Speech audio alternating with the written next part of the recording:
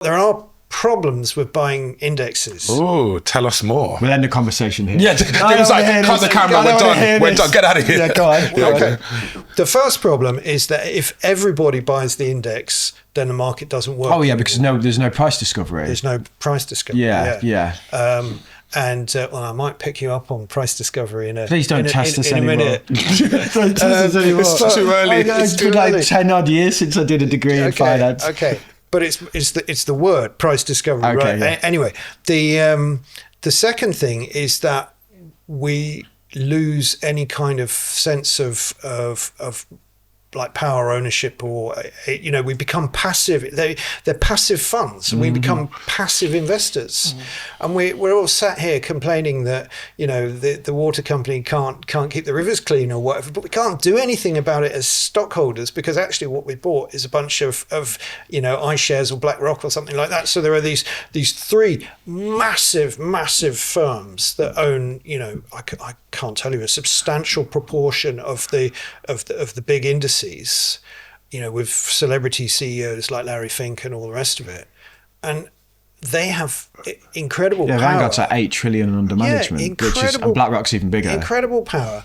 And if BlackRock decided actually that they were going to take global warming seriously, then the world would change. But of course they don't, because that's not their business. Their business is providing passive traded funds. Yeah. So we surrender in the pursuit of the kind of optimum outcome. And I agree, you can't beat the average in the long run. That's kind of what this comes down to. But in the pursuit of that, we surrender certain tools that we might have for holding these organizations accountable. I agree with that, but to push back, let's say you've got a section of the market that they actively participate, they value businesses and they engage, and they will always do that to some degree.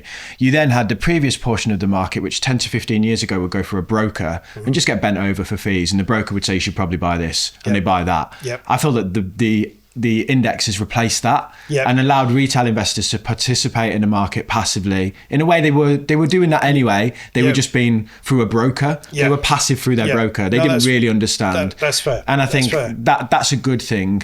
I get what you're saying about if everyone is indexed, we're in a lot of trouble. But I think the same thing that we were saying before about the Chicago pits, why do people do it? Some people just love that shit, don't they? They're always going to try. There's always going to be noise. Even like Warren Buffett always says, if you paid me in seashells, I'd still be doing this. Because I don't know if that's true, but a lot of seashells. Yeah, he would. Yeah, he would give them all away, wouldn't he?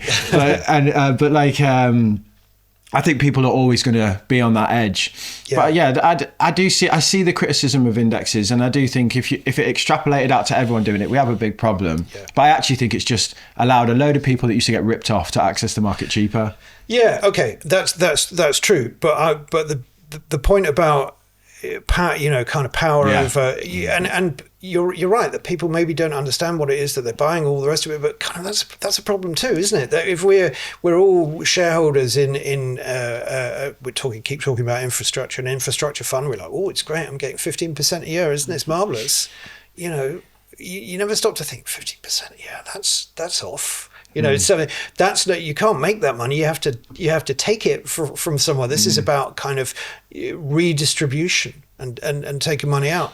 And so there are questions about what financial literacy means in a deeper sense than just you shouldn't buy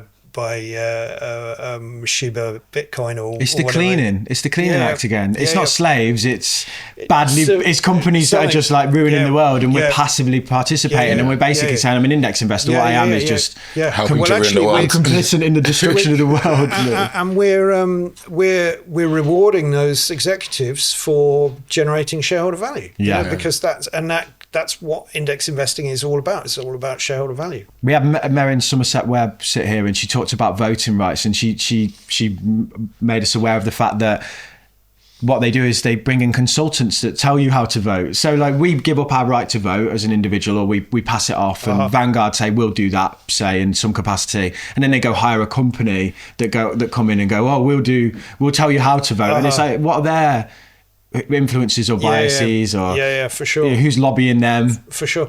I don't know. I think that, it's kind of analogous to shopping for food or something like that. We think, well, I don't want to buy bananas anymore because bananas are really bad for the environment or what have you. But what difference does that make? Individually, this is not a problem. So this is not a problem that can be solved by individual consumption choices. Yes, yeah. Like avocados, I'm like, loads of bees die when you get avocados. I'm like, must do my avocado on toast. So like if I stop, they're still going to be harvesting avocados. So we have to wear two hats effectively. We have to wear a hat that says, okay, I'm going to buy the index. I'm going to look after my pension because that's the world I live in, and I'll starve when I'm old if I don't. Everyone will say it's your fault. You should you should wear the index. But at the same time, we have to find ways of thinking about this and participating in this and being a citizen. Yeah, because not participating isn't really an option. No one's coming to save you. In terms of pension, you've got to generate some value. Yeah, and. Sorry, you might be able to hear the dog in the background drinking water. I was going to say it was you. Yes, it makes that's how he drinks. Lapping up the cup, lapping up the glass of water. No, Toothless, the dog is in the back having a good old drink, aren't you, Toothless? But yeah, no, it is a problem and it is a question because, again, the power of finance to influence change in the world, but people have to lean on it to get it to do that. And if we want a green... Tumain had a shake.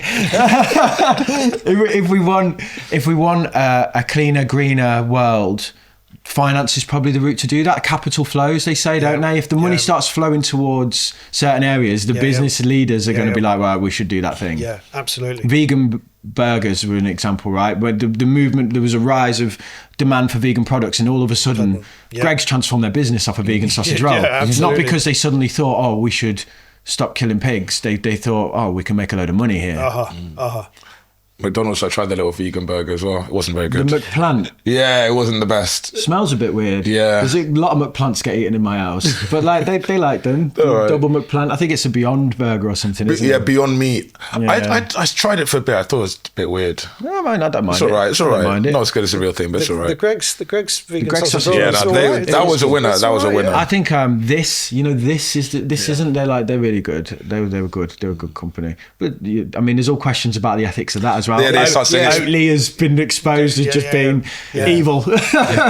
So, I mean, again, these are. I don't think these are problems that can be solved by consumption choices. But that doesn't mean that we shouldn't consume in a responsible manner. But they're bigger problems. Do you think that the solution is voting?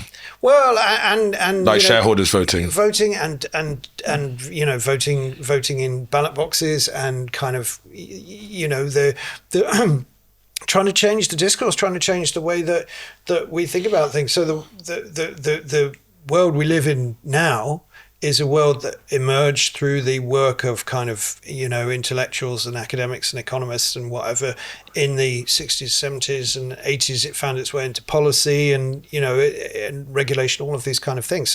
So the kind of conversations that we're having now can help. Because it's all part of the performance of it and part of thinking about how we do finance. All part of the theatre. All part of the theatre. Yeah, exactly. I love the theatre. I love it. I'm a really big fan of these conversations where we dive into finance history. I find it fascinating. If you do too, then you can watch the full interview with Philip Roscoe here.